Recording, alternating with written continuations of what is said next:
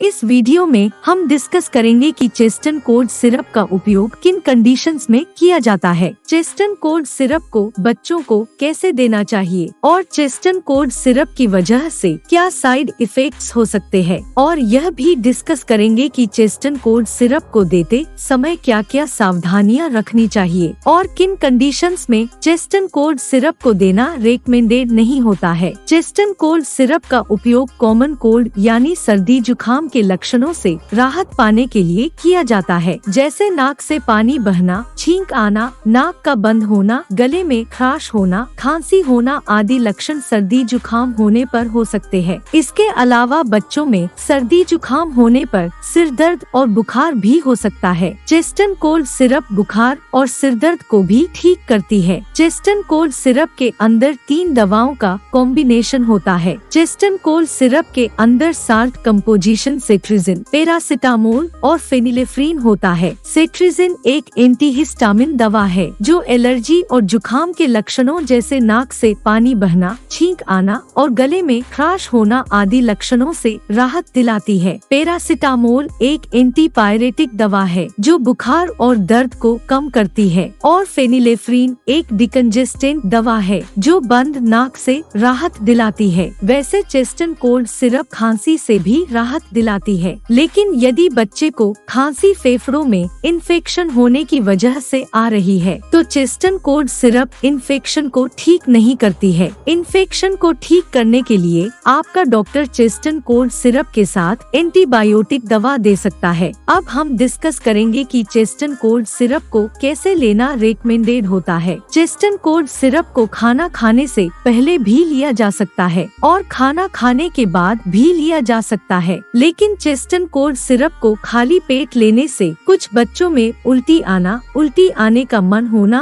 और पेट में बेचैनी की समस्या हो सकती है। इसलिए यदि किसी बच्चे को चेस्टन कोल्ड सिरप को लेने के बाद उल्टी आने का मन होना और पेट में बेचैनी की समस्या होती है तो ऐसे बच्चों के लिए चेस्टन कोल्ड सिरप को खाना खाने के बाद देना रेकमेंडेड होता है। 6 से लेकर 23 महीने के बच्चों को डॉक्टर चेस्टन कोल्ड 2.5 ml सिरप को दिन में 1 बार या दिन में 2 बार भी देने की सलाह दे सकता है। 2 से लेकर 6 साल के बच्चों को डॉक्टर चेस्टन कोल्ड 5 ml सिरप को दिन में 2 से लेकर 3 बार लेने की सलाह दे सकते हैं, लेकिन चेस्टन कोल्ड सिरप की डोज उम्र, शरीर के वजन व बीमारी की गंभीरता के आधार पर सभी बच्चों में अलग अलग हो सकती है। इसलिए आपको चेस्टन कोल्ड सिरप को बच्चों को देने से पहले डॉक्टर से परामर्श लेना चाहिए और डॉक्टर की सलाह के बिना चेस्टन कोल्ड सिरप को बच्चों को नहीं देना चाहिए। अब हम डिस्कस करेंगे कि चेस्टन कोल्ड सिरप की वजह से क्या साइड इफेक्ट्स हो सकते हैं। वैसे चेस्टन कोल्ड सिरप की वजह से ज्यादातर बच्चों में कोई साइड इफेक्ट्स नहीं होते हैं, लेकिन कुछ % बच्चों में चेस्टन कोल्ड सिरप की वजह से कुछ सामान्य साइड इफेक्ट्स हो सकते हैं। चेस्टन कोल्ड सिरप की वजह से कुछ बच्चों में उल्टी आने का मन होना, सिर दर्द, मुंह में सूखापन, शरीर में थकान होना, हल्का सिर घूमने का आभास होना और नींद अधिक आ सकती है। चेस्टन कोल्ड सिरप की वजह से ये साइड इफेक्ट्स सभी बच्चों में नहीं होते हैं, केवल कुछ % बच्चों में ये साइड इफेक्ट्स नोटिस किए गए हैं। सीवियर एलर्जिक रिएक्शन किसी को भी और किसी भी दवा से हो सकता है। अगर किसी बच्चे को चेस्टन कोल्ड सिरप को लेने के बाद सांस लेने में दिक्कत, चेहरे, मुंह, गले या होठों पर सूजन, छाती में खिंचाव या त्वचा पर खुजली या त्वचा पर रैशेस होते हैं तो आपको तुरंत ही बच्चे को नजदीकी हॉस्पिटल में लेकर जाना चाहिए, क्योंकि ये लक्षण सीवियर एलर्जिक रिएक्शन के हो सकते हैं और सीवियर एलर्जिक रिएक्शन होने पर तुरंत मेडिकल ट्रीटमेंट की आवश्यकता होती है। अब हम डिस्कस करेंगे कि चेस्टन कोल्ड सिरप को बच्चे को देते समय क्या क्या सावधानियां रखनी चाहिए और किन कंडीशंस में चेस्टन कोल्ड सिरप को देना रेकमेंडेड नहीं होता है। आप आपको चेस्टन कोल्ड सिरप को